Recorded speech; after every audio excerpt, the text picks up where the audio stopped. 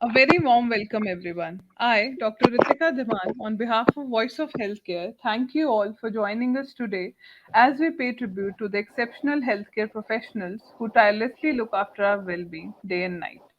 Voice of Healthcare, along with our supporting partner Yashoda Hospitals, has taken an initiative to recognize National Doctors' Day through our video series, Know Your Doctor, which aims to showcase the diverse interests and passion of our esteemed doctors.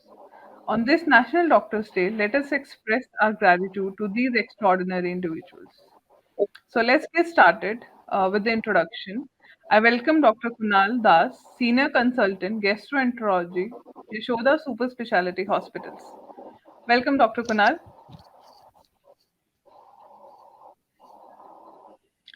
I wish you a very happy Doctor's Day.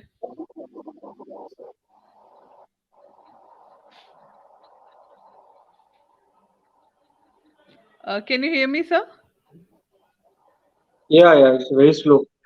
Okay. Yeah.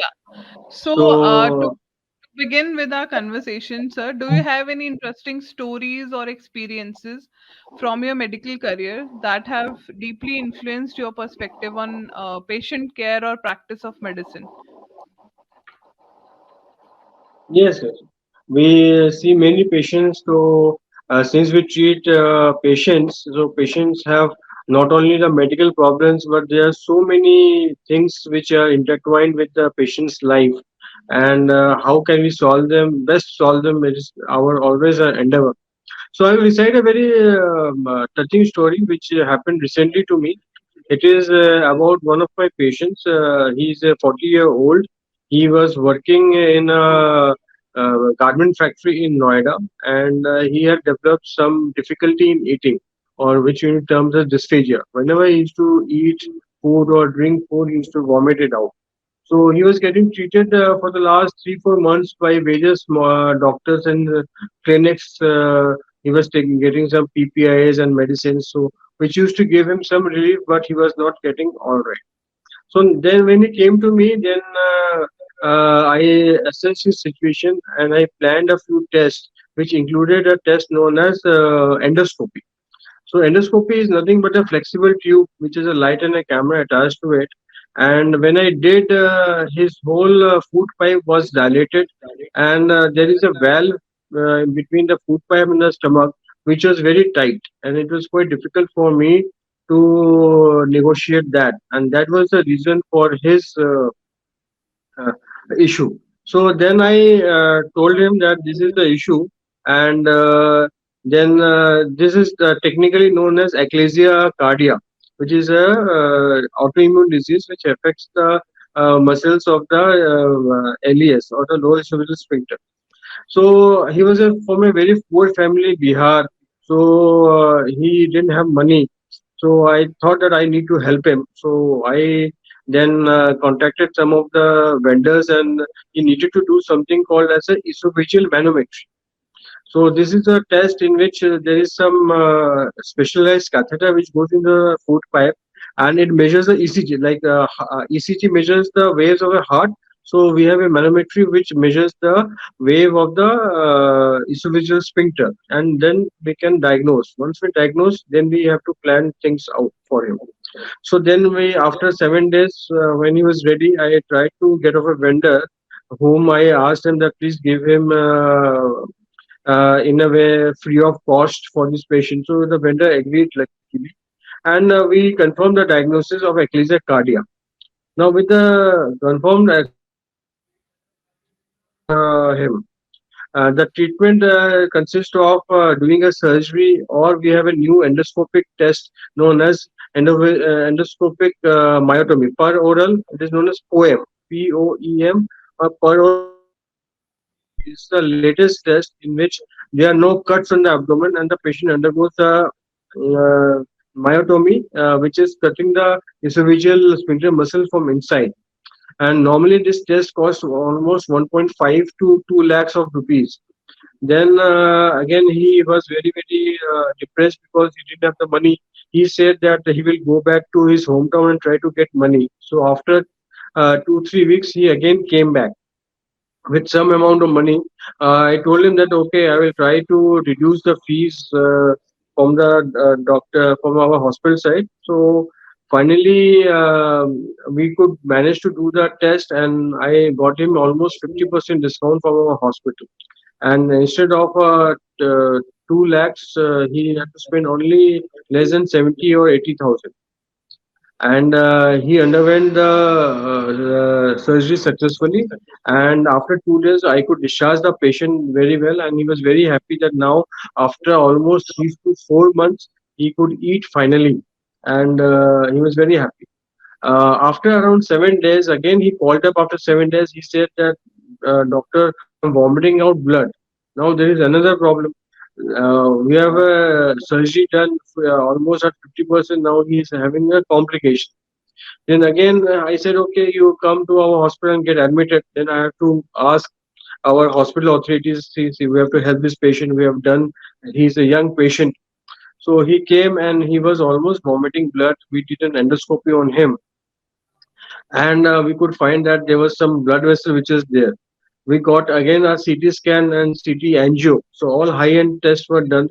And after almost 5 or 6 days, with therapy, he improved, and we could discharge the patient. Again, his bill was almost 2 lakhs, and I had to reason with my hospital that, please, he's a poor patient and we have done the surgery. And the hospital authorities were kind enough that he was done free of cost due to Upasana madam's generosity, and she also found that yes, we should help this young patient.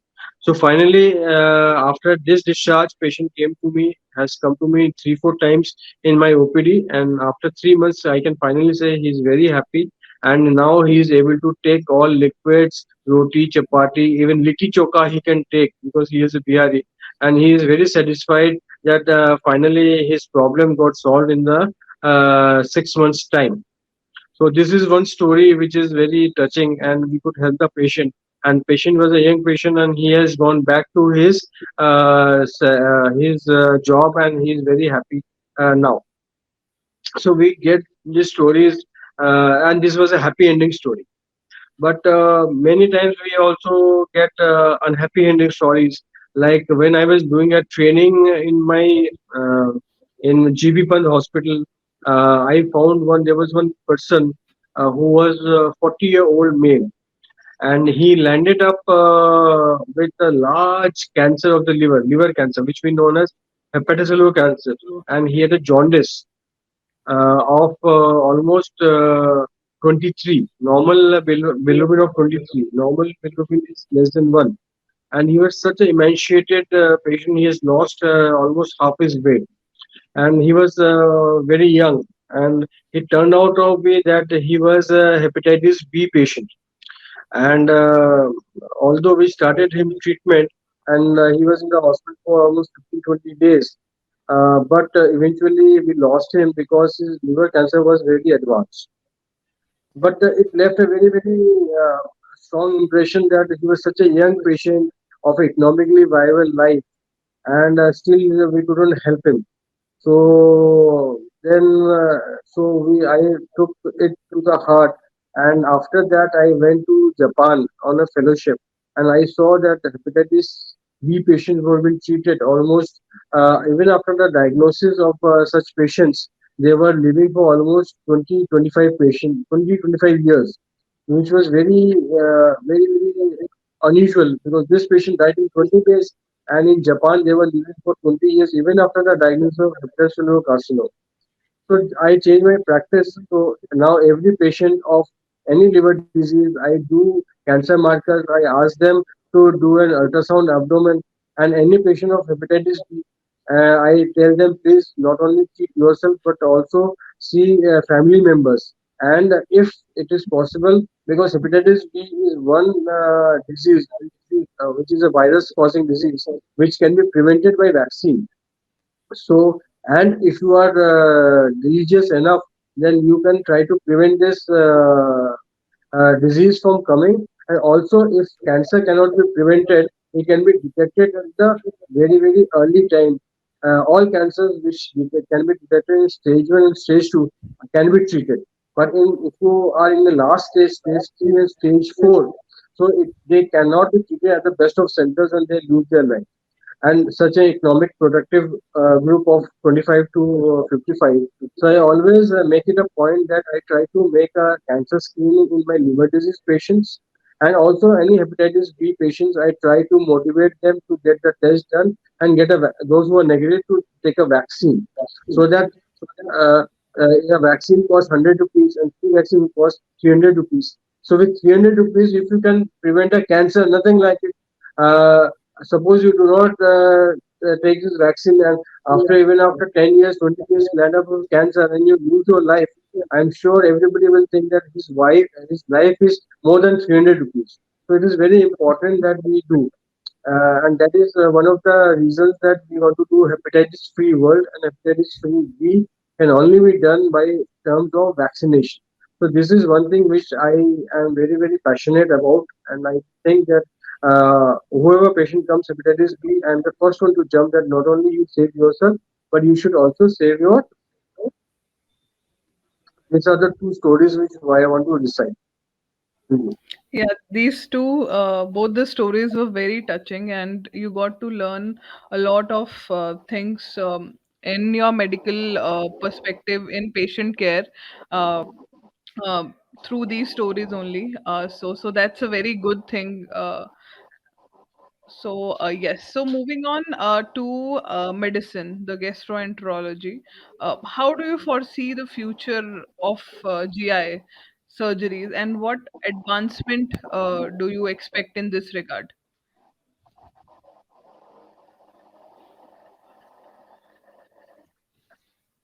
So it's a very good and interesting question, because gastroenterology now today among all the medical branches is one of the most active and dynamic branches. We have done in the last 20 years. Anybody who is an alien comes after 20 years, he will not. He will see there's so many drastic changes which has happened in the field of gastroenterology. I cannot recount, and these are very exciting times that I have left lived in gastroenterology. And I think future of gastroenterology is very bright. Three things I would like to recite, which I think are going to change the way we practice medicine in the next 10 years. The first thing is endoscopic surgery. Like the first case I derived now uh, in the 19 before 1980s, the time used to be big surgeons and big scars.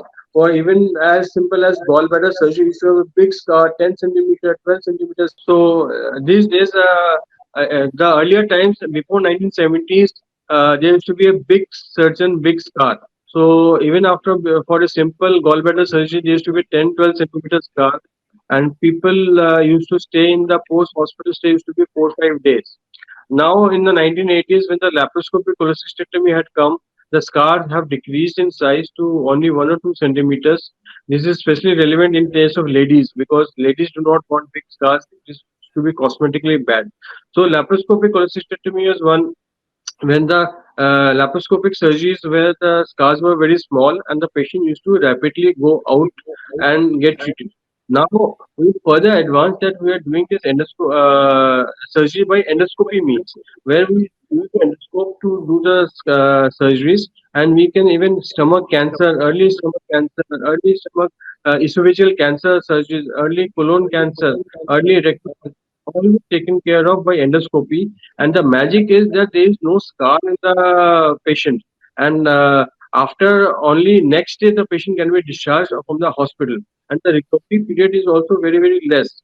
So it is a very very big advance which has happened in our gastroenterology stream, and this is going to further go in the future. Even bariatric surgeries, which used to be big surgeries, and patients used to have 2 3 scars of 10 centimeter long.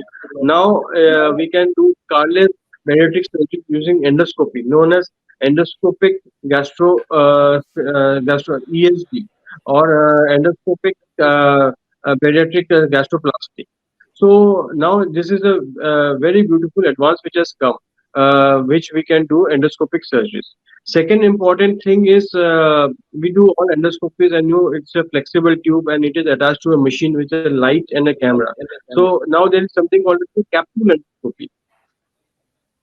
A capsule endoscopy is something like you have a vitamin capsule, it's size of a capsule, which has a endoscope in it, all contain endoscope, and it has a light, it has a camera, and it has a battery which you can just pop in like a pill, and it goes to your food pipe, stomach, small intestine, large intestine, and it captures the both the both the pictures and the video, and we can know without making the patient undergo that flexible tube. The patient only feels it. So again, what I say is cut the umbilical cord. Like earlier, you are using something called as a uh, microphone and a wired speaker, and you have now a Bluetooth kind of which is wireless. So it has become like a endoscope has become wireless. You just pop in a pill, and the endoscope is going to take the pictures, and you have a small device which is outside, and it the pictures are wirelessly transferred to that device, and we can just without even the doctor being around the patient for a long time, we can know see the pictures later, review the pictures, and give the diagnosis. This is very very easy. So I think capsule endoscopy diagnostic is going to be the future of endoscopy that we have. The third, which is there, is artificial intelligence.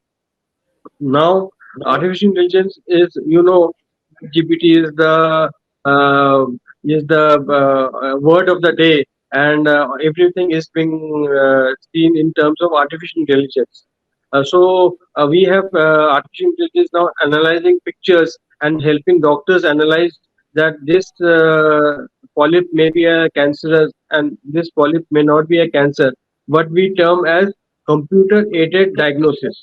So we have certain endoscopy machines which have CAD facility. So when we do the endoscopy, it shows up the screen. It shows the green screen or the red screen. The red screen means that this may be cancerous. So this is kind of a help to the doctors do it. And along with this capsule endoscopy, so we it will be a great help.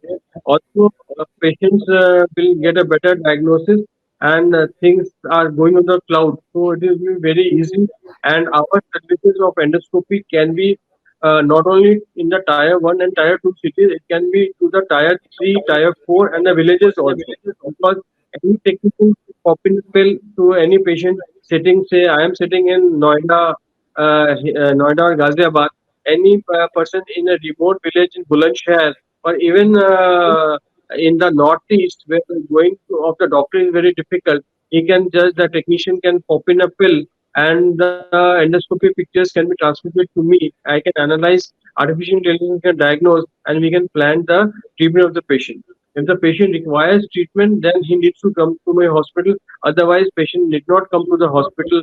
Along with telemedicine, so with this TOICA thing, with telemedicine, artificial intelligence, and cloud-based medicine, I think we are going to see a revolution in the next 10-15 years.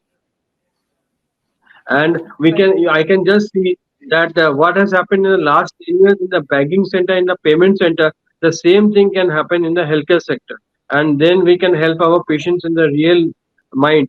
And if this happens, I can only say that as Mahatma Gandhi has said, that you should do some technologies which should be help the last person on the mile. So I think that we are gradually can achieve that thing. Right, I totally agree So with this you is that. my Yes, yeah, I totally agree with what you have just said. There was an era where open surgeries were done, and then came the era of laparoscopy, and now the era of robotics has started. And in terms of surgeries and in terms of diagnosis, we used to do colonoscopy, we used to do endoscopy through wired systems, and now the wireless capsule is there, which can tell you where the lesion is, where the pulp is, whatever the affected lesions are there in the cavity. And yes, you have mentioned about telemedicine and remote patient monitoring. So it will make healthcare accessible to the last mile, to reach to the last patient. So yes. So with this, what is the message that you would like to give to your fellow doctors this National Doctors Day?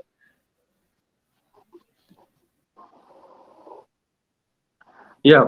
On this occasion of National Doctors Day, on the occasion of National Doctors Day on July 1st, I will give very simple tip to my fellow doctors that first thing is patient is the center of the universe for us. So you must be patient with the patient. Be patient with the patient. You have to listen to their complaints in patiently and give them time when you listen to the patients and history. Patient will tell you everything, and if you give time to the patient, you will also understand the disease better. And let me tell you, patients are an encyclopedia for us. If you care to listen to them and see them and examine them properly, you will learn everything. And another thing which I want to tell that please do everything which happens in the patient interest. Like the first story I decide, you do an extra mile, you try to fight with the world for care of a patient. Patients will understand, they very well can judge which doctor is fighting for them and which doctor cannot fighting for them. I think, and predominantly thing, you should be truthful to the patient. Whatever the disease is, whatever the conditions are, you should be truthful to the patient. Say the patient, you should do the right thing for the patient. That's what my motive is, and this is what my message to the fellow doctors and the fellow colleagues are that be patient, be truthful, and God. I think being a doctor is something like a God has given us an opportunity. See, we serve humans.